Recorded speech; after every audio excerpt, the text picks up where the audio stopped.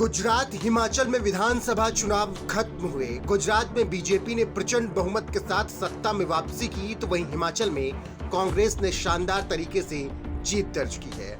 इसी बीच अब ये खबर आ रही है कि नरेंद्र मोदी सरकार के दूसरे टर्म के अंतिम कैबिनेट में जल्दी ही बदलाव होने वाला है।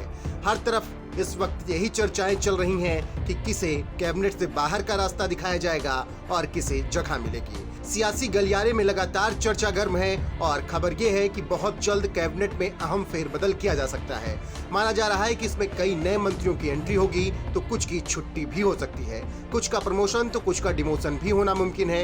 यह भी कहा जा रहा है कि प्रधानमंत्री नरेंद्र मोदी ने मंत्रियों का रिपोर्ट कार्ड भी बनाकर रख लिया है, जो कि फेरबदल का एक बड़ा आधार रहेगा।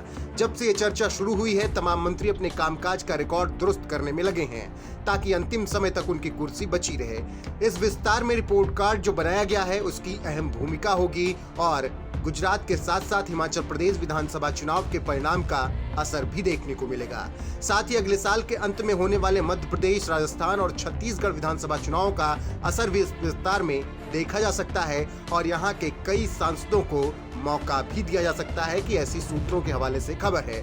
इसके अलावा बिहार, उत्तर प्रदेश से भी पीएम मोदी अपनी टीम में नए चेहरे की तलाश कर सकते हैं, जिनका साथ 2024 आम चुनाव में मिले और बीजेपी मजबूती के साथ लड़ सके। इस बार संसद के शीतकालीन सत्र में सियासी तपिश महसूस नहीं हो रही है। अभी तक न सत्ता पक्ष की ओर से ऐसा कोई बड़ा एजेंडा आया जिसे पूरा करने का कोई अतिरिक्त उत्साह उस खेमे में नजर आए, और न ही विपक्ष ने अभी तक सत्ता पक्ष पर कोई ऐसा दबाव बनाया। ऐसे में सत्र को कुछ दिन पहले ही समाप्त कर देने की चर्चा भी उठी। तय समय के अनुसार सत्र 29 दिसंबर तक चलना है, लेकिन पिछले हफ्ते दोनों पक्षों के कुछ सदस्यों ने सत्र को क्रिसमस की छुट्टी के साथ ही समाप्त करने की मांग कर दी। अधिकतर सांसद इस मांग के साथ थे, लेकिन सत्ता पक्ष के एक सीनियर सदस्य ने कहा कि विपक्ष को ऑन रिकॉर्ड कहना होगा कि वो सत्र को तय समय से पहले समाप्त करने की मांग कर रहे हैं।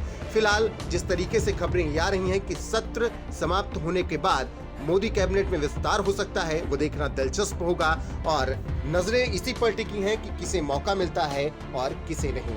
फिलहाल जिस तरीके से पहले कार्यकाल के बाद कैबिनेट विस्तार हुआ था, उसी तरीके से अब दूसरे कार्यकाल में भी मोदी कैबिनेट में विस्तार होना संभव है। अब देखना दिलचस्प होगा कि किन मंत्रियों की छुट्टी होती है और किन नए चेहरों को प्रधानमंत्री नरेंद्र मोदी की कैबिनेट में शामिल किया जा सकता है। फिलहाल आप बताएं, आप किसे कैबिनेट से बाहर होता हुआ देखना चाहते हैं और किन चेहरों को शामिल होता हुआ देखना चाहते हैं? कमेंट करके हमें जरूर बताएं।